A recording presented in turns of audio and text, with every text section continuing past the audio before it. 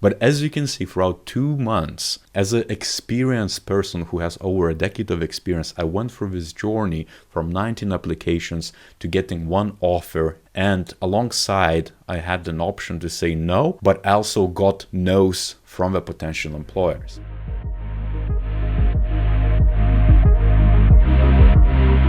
And the other day I got this question from one of the people I mentor in UX, and they have been looking for a next UX position in a midweight capacity for quite some time, for a few months, and applied for over 10 different positions. Some resulted in interviews, ghosting, all those different cases, which is typical, especially now, very turbulent times. But regardless of the actual situation, the UX market is always as turbulent and is always as unreliable. You can never expect to be lucky to almost immediately apply and get a job. It's gonna happen maybe once in thousands of cases. So while looking for the job might seem like numbers game, it's only half the truth, because in reality it's also about finding the right fit. And so what you see on my screen is the Sankey diagram, a flow basically of the applications to the offer, and alongside there is a lot of different milestones which might be interesting to you if you're right now looking for a new job or you're considering it. It took me a couple of months, and it was in 2019 where I was looking to transition from lead and UX manager responsibilities, where I managed quite a small design team,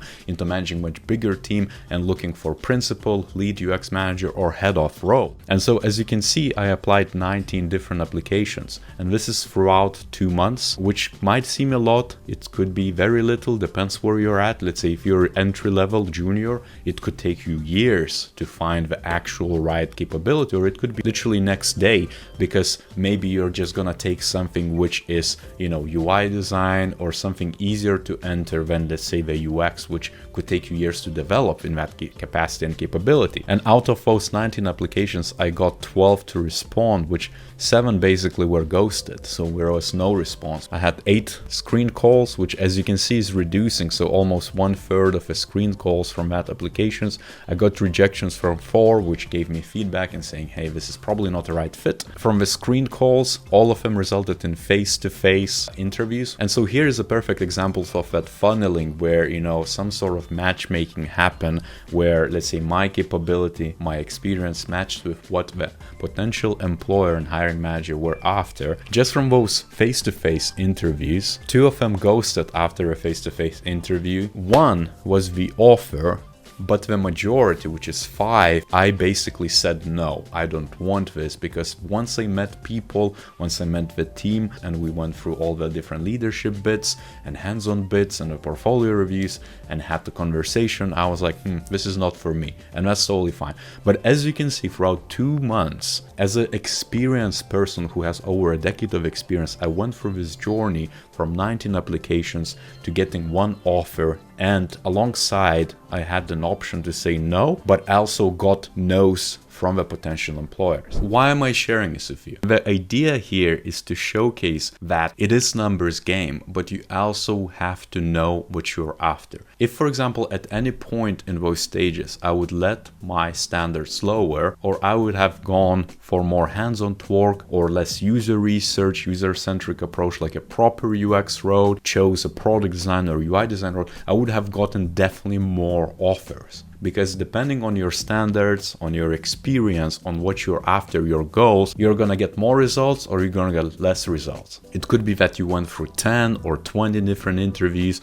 or you keep on applying and keep on getting rejected. Chances are there is a mismatch in, let's say, capabilities, in your experience, it's what you're after. Let's say if you just did a boot camp and you applied and you never get a response or you got rejections, maybe you don't have enough commercial experience. I have a lot of different videos on that, on how to get that experience when you have no ability to do so, because you can capture some. Maybe you need to lower your standards, you need to consider all those different bits. And when I talk to people who, let's say, are more junior, that midweight person who I advise and how we can get into a better place, I always recommend to have very big goals but also be very realistic. Every single application, every single interview you go through, every single rejection or approval or next phase is really a practicing ground. And chances are that you're transitioning vertically, trying to get more responsibility, bigger paycheck, deliver more value, get more value out of it, the interview you're gonna get, the questions you're gonna get asked probably are gonna be that second level, which you might not prepared.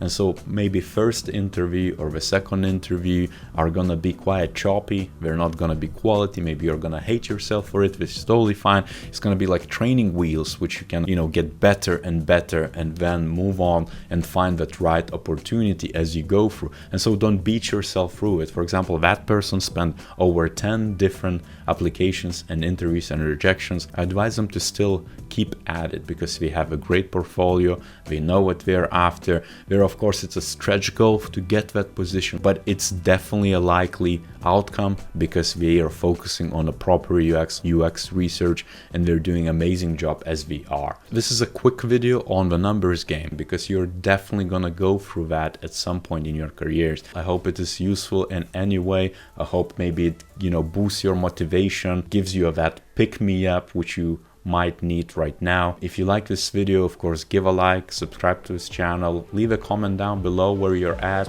and on that note, I'll see you next time.